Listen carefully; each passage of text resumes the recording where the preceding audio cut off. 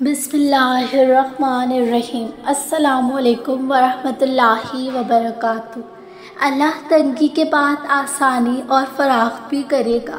قرآن ہمیں دلاسا دیتا ہے، ہمیں تسلی دیتا ہے۔ یہ اللہ کی بات ہے، اللہ کا وعدہ ہے، اللہ کا دیا گیا دلاسا ہے۔ کیا اس سے بھی اوپر آپ کو کسی گارنٹی کی ضرورت ہے؟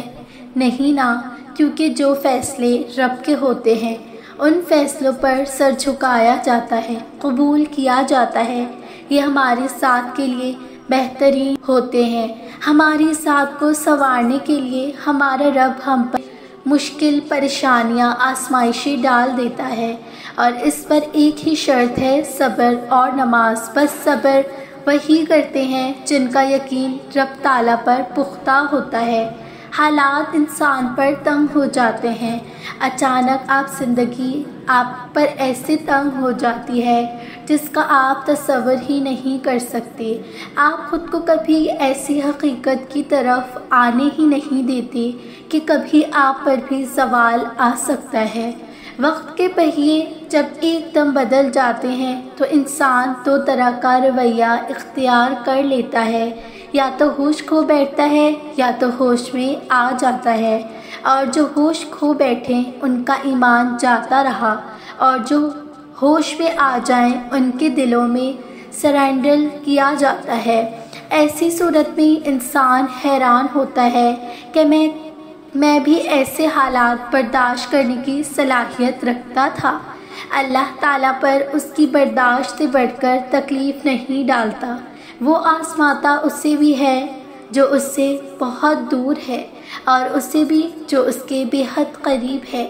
اللہ انسان کو اس کے سب سے کمزور حصے سے آزماتا ہے، یعنی دل۔ اس دل میں جو کچھ بھی ہے رب اسی سے آزمائے گا، تبھی رب کی قربت حاصل کرنے کے لیے، نور حاصل کرنے کے لیے دل کو مارنا لازم ہے، من کو مارنا لازم ہے۔ آج حالات تنگ ہیں، آج دل اگر ٹھاٹھی مار کر رو رہا ہے، توکل سکون بھی آئے گا تو کل سکون بھی آئے گا۔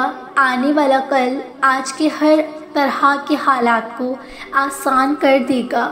ہر وہ چیز، وہ جذبہ، ہر وہ رشتہ اگر آج تم پر تنگ ہے تو کل آسان ہو جائے گا۔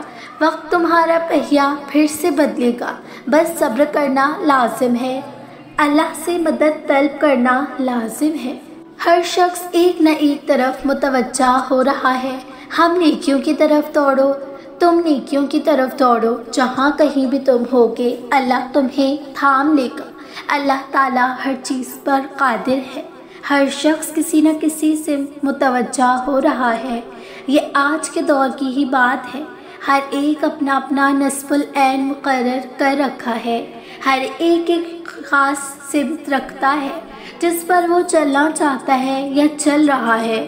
ہر ایک کی مختلف ترجیحات ہیں۔ اگر کوئی مغربی دنیا کی پیروی کر رہا ہے تو کوئی گوروں سے بے انتہا متاثر ہے، کوئی فلموں ڈراموں میں اس قدر گھس چکا ہے کہ وہ اپنے اصل کو بھول بیٹھا ہے، کوئی عشق و عاشقی میں مگن ہے، کوئی فضول گوئی میں وقت ضائع کر رہا ہے۔ ان سب میں چند لوگ ایسے بھی ہیں جو دین کی پیروی کرنے میں ہر ممکن کوشش کر رہے ہیں، کچھ سیکھ رہے ہیں، کچھ سکھا رہے ہیں، کچھ ایسے ہیں کہ جتنا سیکھتے ہیں اسے آگے تک پہنچا دیتے ہیں، کچھ ایسے ہیں کہ علم خود تک محدود رکھتے ہیں، کچھ ایسے ہیں کہ اللہ کی راہ میں بہت قربان کر رہے ہیں، کچھ ایسے ہیں کہ اپنی اصل کو نئے نئے پہچانے ہیں۔ ان سب کو اللہ نے ایک حکم دیا ہے، اللہ نے ڈائریکشن بتا دی ہے، اور وہ ہے نیکی کرنا، کہ تم جس سمت کی طرف چل رہے ہو نیکیاں کرتے رہو، نیک کاموں کو اپنی سمت بنا لو۔ ہر وہ مقصد جو تم رکھتے ہو اس کی رکاوٹیں خود ہی زائل ہوتی جائیں گی، کیونکہ جہاں کہیں بھی تم ہوگے اللہ تمہیں تھام لے گا۔ تمہاری من پسند چیز کی طرف تم رب کی راہ میں محنت کرو، نیکیاں کرنے میں پہل کرو، اللہ تمہارے لیے راستے آسان کر دے گا انشاءاللہ۔ ہم تیری بخشش طلب کرتے ہیں اے ہمارے رب، اور ہمیں تیری ہی طرف لوٹنا ہے۔ لوٹ کر آنے کے لیے ایک لمحہ ہی کافی ہوتا ہے، ہر ایک لمحہ جب دل بیمار پڑنے لگے اور آپ سمجھ جائیں کہ مرض کیا ہے تو فوراً سے ایک علاج کر لیں۔ دل کا علاج قرآن ہی ہے اور ہر قسم کے علاج میں پرہیز لازم ہے، کیونکہ قرآن بہت معتبر ہے۔ یہ منافق کے دل میں نہیں اتر سکتا، یہ صرف اسی کے دل میں اترتا ہے جو اسے پانا چاہتا ہے، جو اس کی آیات پر ایمان لاتا ہے، ان آیات کو دل سے قبول کرتا ہے اور ان میں سے موجودہ احکام کی تکمیل کرتا ہے۔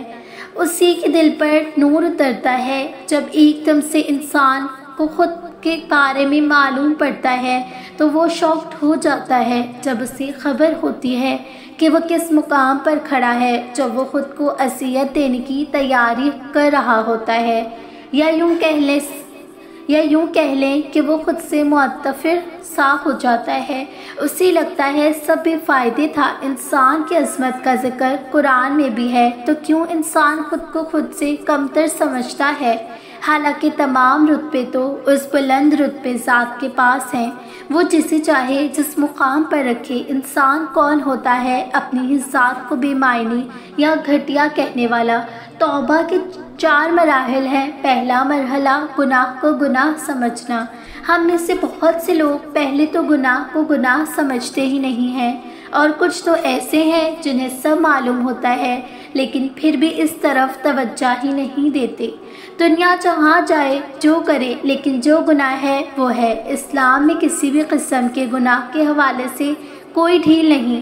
کہیں ایسا نہیں لکھا کہ اگر دل زیادہ اکسائے تو گناہ کر لو، کہیں نہیں لکھا پورا قرآن کھنگال لیں، اس میں کوئی گنجائش نہیں ہے۔ تمام تر دلائل، تمام تر زبانوں کو دین رد ہی کرتا ہے۔ آپ جتنا بھی کہہ لیں کچھ نہیں ہوگا، جو غلط ہے وہ ہے، اس سے اوپر کوئی دلیل نہیں۔ ہمارے دین نے جن چیزوں کو حرام کہا ہے وہ حرام ہی ہے، وہ حلال نہیں بن سکتی آپ کے کہنے سے۔ انسان کو جب احساس ہو جاتا ہے کہ وہ غلط، وہ گناہ میں ملوث تھا، اس سے چاہیے توبہ کر لے، لوٹ جائے اپنے دین کی طرف، وہ چاہے کتنا ہی عبادت گزار کیوں نہ ہو۔ اگر ایک چیز اپنی زندگی میں حرام کر رہا ہے نا تو اس کی عبادت میں وہ لذت، وہ تشگی نہیں ہوگی، تو اسے چاہیے فوراً توبہ کر لے، اپنے رب کے پاس دوڑتا ہوا جائے، اس سے بخشش طلب کر لے، اپنے دل کو ہلکا کرنے کے لیے اسے ساری بات بتائے، روئے، گڑ گڑائے۔ رب تو آدھی زمان سے مانگی گئی تو مانگی جانے والی توبہ بھی قبولیت کی مہر لگا دیتا ہے، اور چند لوگ اس خوف سے اور بے بسی سے رب کے در پر واپس نہیں جاتے کہ اب کس منہ سے جائیں، رب کہے گا کتنا منافق ہے یہ بندہ، لیکن ایسا نہیں ہے، وہ اپنے بندے کی توبہ کا منتظر ہے اور ہر ایک نے اسی کی طرف لوٹ کر جانا ہے۔ ناظرین، امید کرتی ہوں آپ کو آج کی ویڈیو اچھی لگی ہوگی۔ اسے اپنے فرینڈز اور فیملی کے ساتھ شیئر کرنا نہ بھولیں۔ میرے چینل کو ضرور سبسکرائب کر دیجئے تاکہ میری ہر نئی آنے والی ویڈیو کا نوٹیفیکیشن آپ تک ضرور پہنچے۔ جزاک اللہ خیراً۔